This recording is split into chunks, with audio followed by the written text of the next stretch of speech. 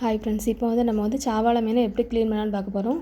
இந்த மீனில் பார்த்திங்கன்னா பின்னாடி துடுப்பு அந்த சைடில் இருக்கும். அதை வந்து இப்படி நம்ம வந்து கையை வச்சு பிச்சு எடுத்தாலே வந்துடும். நான் வந்து ஃபஸ்ட்டே அதை பிச்சுட்டேன். அதுக்கப்புறம் இதில் வெள்ளை கலரில் அந்த மாங்கு மாதிரி இருக்கும். இதை வந்து கத்தியை வச்சு லைட்டாக வந்து சுரண்டிட்டு லைட்டாக தண்ணி வச்சு வாஷ் பண்ணி கழுவினா சூப்பராக வந்துடும்.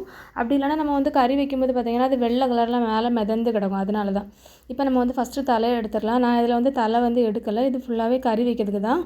இப்போ நம்ம வந்து மீனை வந்து வெட்டிடலாம். இந்த மீனில் கட் பண்ணும்போது பார்த்திங்கன்னா அதுக்கு வயிற்றில் வந்து முட்டை இருந்துச்சு. இந்த குடலை அப்படியே எடுத்துகிட்டு நம்ம வந்து முட்டையை வந்து அப்படியே மெதுவாக எடுத்துடலாம். நம்ம முழுசாக கிடைக்காது, நம்ம சைடில் ஃபுல்லாக வெட்டினா வேணால் முழுசாக நம்ம வந்து எடுக்கலாம்.